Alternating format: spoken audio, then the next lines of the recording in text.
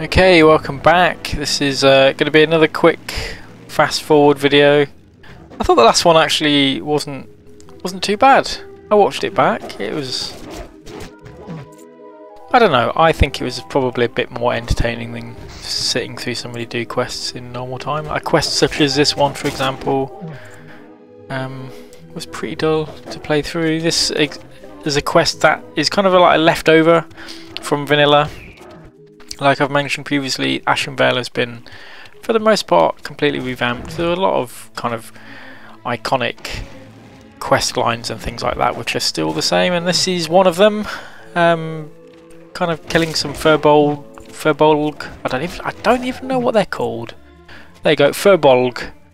We're killing some of those. I think the original quest had you had to hunt out specific types of furbolg, such as Shaman and Avengers that we've got there. In this one it's just indiscriminately kill as many as possible. There's a little base that they've got going up here, and I don't know who that dude there was, but just kill these. We've got some things to collect in here as well. I can't even remember what they are, but we have some little things to pick up. Troll charms, obviously troll. There's no trolls in this zone at all, so I don't know why they've got some troll charms. But there's some side quests here, and it used to be you would have to come back and fight that guy there. Maybe that's still the case, I don't know. All I was doing was I was going to set this guy free. You get a quest to do that, and I figured I'd be able to get enough troll charms on this single visit. I've got 6 out of 8 now. I figured I'd be able to get another 2 on the way out, and we'll just escort him out. And typically it's an escort quest, so let's have them go really slow and then throw far too many NPCs at you for you to be able to deal with. This is another it felt like it was going to be another near death moment. It actually was alright. Obviously we had that guy there helping us out. But still, I figured we'd be getting another surprise attack, so I had a bit of a snack on the way. I got a bit, you know, peckish, as you do, and then straight back to killing furbolg again, because you know we all hate them. Again, I never really got the furbolg creatures in this game. Some of them are good, some of them are bad. What's the difference? I don't know. But these are bad ones, so we're having to kill these. And our druid friend there is trying to get home. Another surprise attack. There we go. A little bit low on the health there for me and my cat. But we did alright. Another quick snack. I was feeling a bit peckish again. So back into that cave, because we've still got another 2 troll charms to pick up. And yeah, so these, like I said, I don't think these are really that much different, these quests. I mean, if you remember doing them in vanilla, you know, tell me how right or wrong I am on that, but I think these were pretty much the same. Like I say, you had to pick out some Ursas, I think it was. You can see one there, and this is the only place you would get the Ursas, so you had to come into this cave to do that quest. At this point, I figured I've had enough of this zone. This zone is... it's horrible. Let's hand the quests in that we've done, and the rest of them I'm probably going to drop them, I think. I actually can't remember. Yeah, I think we're just going to leave it. And I've been to Splinter Tree Post, dropped in a quest there, and now we're taking the caravan into Stone Talon Mountains. And Stone Talon was pretty good. I like Stone Talon actually.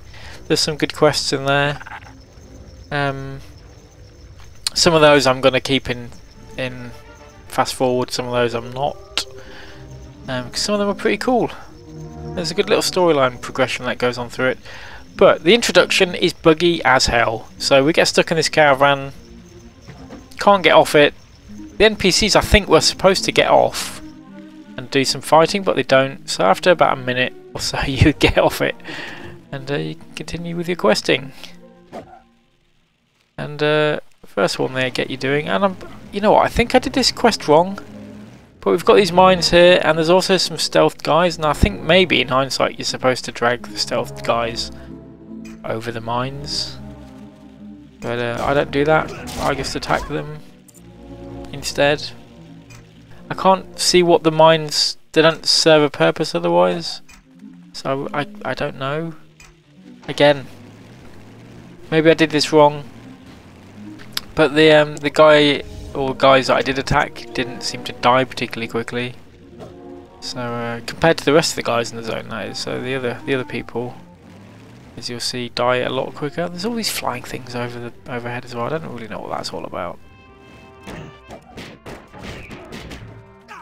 But for the second time as a goblin, we get this infrared goggle quest, which you know, it's not really infrared, but it's a cool little effect. It's something that spices it up, and I'm all for that.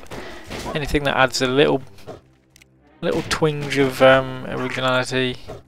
Like, it's the second time they've used it, so it's not wholly original, but it's better than nothing. Could do with those specs more often, actually. Like when we're having to deal with stealth guys, it would be really useful. So we had to find an engineer. The engineer was dead. I'm not sure what the engineer was doing, but we're going to go and kill some huntress who's got apparently some important plans. So we're going to nab them, then head back. I think we're done. No, we've got another 2 to get of these. They're starting to hit a bit harder now, so we get level 27. The ranges, especially if you encounter any ranged mob, they do actually hit pretty hard. So I'm really starting to notice it there, and I think it's going to become more of a problem as we go on.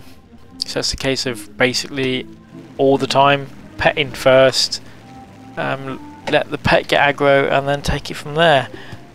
But you don't always know whether you're facing up against a ranged class or not until you attack it. At which point you're half dead, you start panicking. Or if you're having to deal with multiple of them, which can happen as well, you know, that's when it gets a bit tricky. So that has happened a couple of times. So we've got a daily quest here, it's our first daily quest. I'm not sure why you would come back and do this daily quest, because there's not a lot of quests here, in fairness. And certainly you would out-level the daily quest. I mean, I did this really quickly, this entire zone. I did it in a couple of hours. And, you know, there's no point at that. Once you've gone out of this zone and into the next one, there's no point doing that daily quest. There is a quartermaster there, but as far as I can tell, the quartermaster rewards, unlike every other quartermaster in the game, aren't based on a kind of reputation. So I don't really know how it works.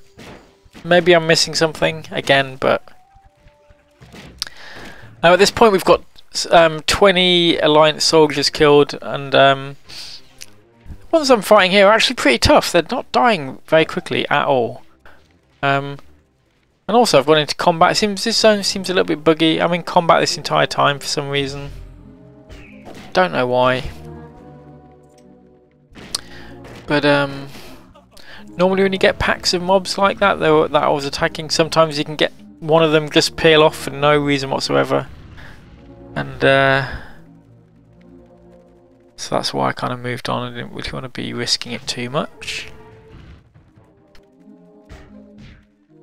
At this point we've got a quest to set some tents on fire, and the thing we've got is shooting out green smoke. So I'm thinking, oh, maybe I need to light it. Maybe that's just like flamethrower without the flame. Actually, you just need to let it channel all the way down. I think though, if you're interested, if you've got a level 85 character on Horde and you've not done these quests, it doesn't need to be level 85 for any character that's not done these quests. If you come and pick this particular quest up and don't drop the quest ever, you can actually keep that kind of backpack that I've got on my back, I think, forever. It's a quest item that you have in your bag. But if you want to complete the entire zone, there is a so for example, if you're going for Lawmaster, if you don't have that already, you will need to complete the quest. So yeah, depends how you want to tackle that. There is an equivalent alliance quest where you get a backpack like that. Typically for Horde it's setting things on fire, and on Alliance it's putting things out. So it's an early on dwarf and gnome quest in Casmodan, whatever that zone is called. It's up on the Ironforge airport. You're putting fires out on some of the planes, and you can pick that quest up at any level. I mean, there's some prereq quests you have to do, but if you do those, you can pick that quest up, keep the quest forever, and you will keep the backpack forever. So that's pretty cool. Whether they take that away at some point, I don't know. So at this point, what we're doing is we're picking up what are essentially goblin totems, but we're using them. We're going to build a robot with them, so they're kind of like elemental type things. There's a quest here to tackle this elite, and I was umming and ahhing whether I should do it because it's only one level below me. And elites, I always used to struggle, like 3 levels below me would be a difficult kind of elite to tackle. But that elite there, actually, I wouldn't have called that an elite. It was just kind of like a tough normal mob. Maybe it had a bit more armour or something, but it wasn't too tough. Okay, so we're coming up here to pick off the last... it's not really a totem, this one isn't, but it's the last piece we need for a robot that we're going to build. At this point, I'm a little bit wary about falling. I know there is a lot of water, but there's also a lot of cliff. I think falling is a really good way of failing the Iron Man challenge.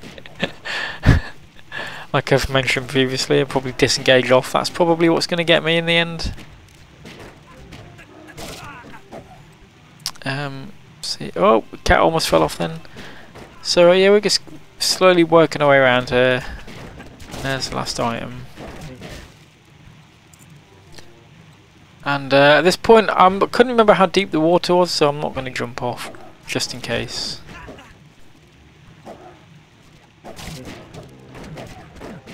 These mobs aren't too tricky to deal with.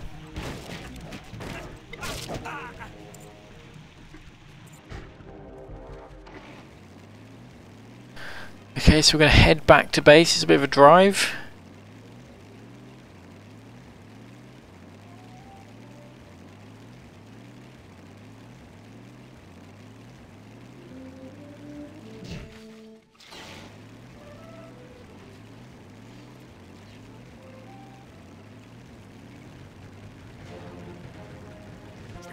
Okay, so we've got a few quests to hand in here, which is good. 250 quests complete. Which is also good. And the next quest, we're gonna we get turned into the big robot, and we just have to destroy a shitload of Alliance soldiers and robots. And this is pretty good. There's some really nice mechanics here. So it's kind of like this electro traction beam where you pull in all the goblins, no, the gnomes, not goblins.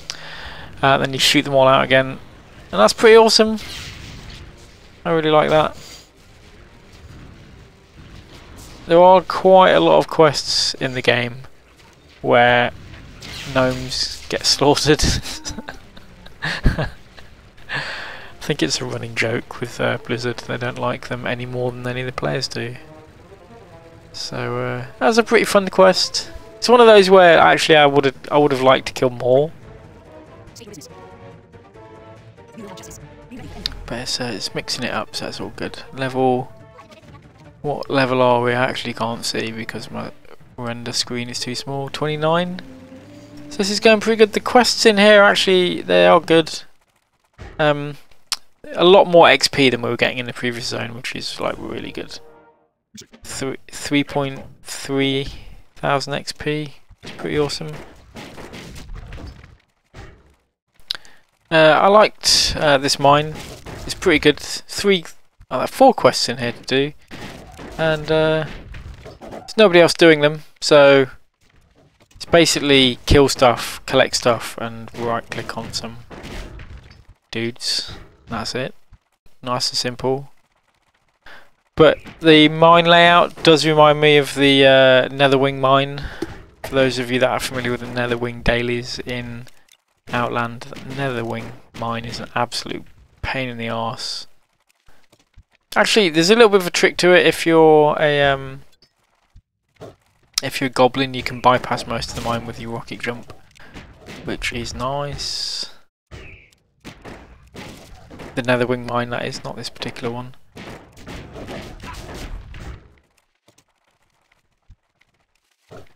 So yeah, we're just going around. Got a few more spare parts to pick up.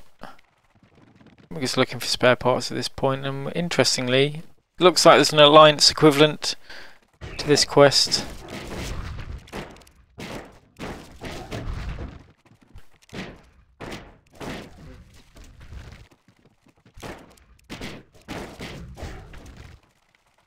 One more, and that's the lot done. So I'm just going to follow the train lines and head back.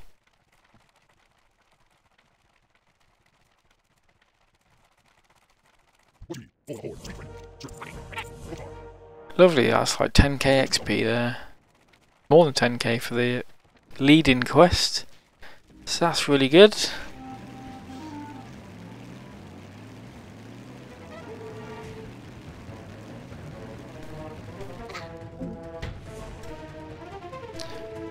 And then we've got a quest here to shoot more gnomes out of the sky. So, what's not to like about that?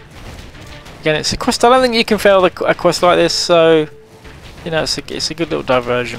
When you're doing something like the Iron Man challenge, you can just have a bit of a rest, knowing full well you're not going to die.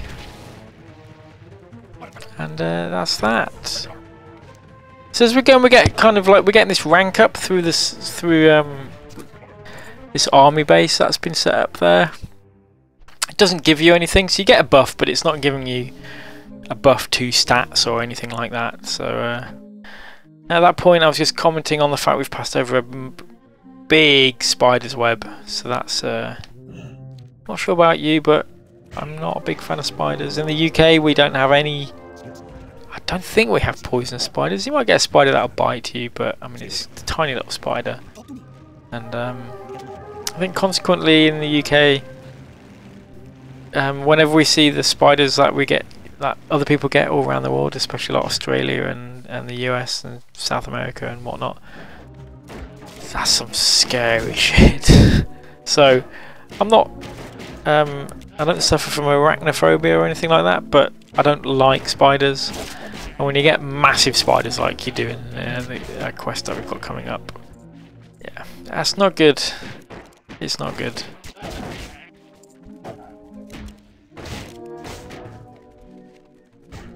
So yeah, I guess doing the... this is kind of where you would normally approach Stone Talon Mountains from. In the old days you would approach it from the south. So these are kind of like similar kind of leading quests. All we're doing is stealing some eggs. Some stupid birds have laid their eggs in nests on the ground, which I don't quite understand, but you know, it makes for rich picking, so we'll have them away, make a nice little omelette. It's all good. So we're just going to head back, and I think we're about done. I think we're about done at this point. So I think from this point, oh, we were level 30 as well, which is pretty cool. At this point, I think I will go back into normal mode for the rest of the zone quests. So we might have some long episodes though, as a little warning. But some of the quests coming up they're pretty cool. I liked them a lot, as I mentioned already. And this is really the first Cataclysm zone that we finish, like properly finish. The Barrens, it does have, well, actually the quest at the end of the Barrens, the proper end quest, didn't actually work for us, so we couldn't actually look at that one, which is a good thing because a lot of people die doing it, so I'm kind of glad it bugged out for us. And Ashenvale we didn't finish off properly. We only did about half of it, so but I do finish this zone, and I think like a lot of Cataclysm zones, Stone Talon Mountain finishes on a massive bang. It's like a proper finale to the zone. It's really good, and it really just does, you know, make you remember the zone. So I always quote Vashir as a good example. Everyone hates Vashir because it's underwater. It doesn't matter how fast the travellers that they give you, it's still annoying because it's underwater. And thusly Vashir is boring. But actually if you stick with it to the end, it gets really epic and really awesome. And yeah, one of my favourite zones actually at the end. And same to be said for this. Now this quest here, I did this completely wrong. Talking to a guy now who's trying to invite me to a guild. I did this quest wrong. What you're supposed to do is you're meant to enslave those kobolds, and I didn't do that. And basically I spent all that time fighting them in that cave, and I didn't need to do that at all. We can just enslave them and kind of turn them, bend their will like Jedi Masters. And so we've got a couple of kobolds now, and they will fight for us. Is nice. Well, in fact, we don't even need to fight because we can just, you know, make them ours. So yeah, I could have saved myself a lot of effort, but I got quite a lot of XP out of killing a lot of kobolds, so it's not all bad news. Okay, so we're done here, and I think, like I said, back to normal speed for the next episode. I wanted to just get some of these boring quests out of the way, and also quests that I was doing wrong. So I'll see you next episode, and yeah, keep tuned because it does get pretty exciting coming up, if I do say so myself. Alright, I'll see you then.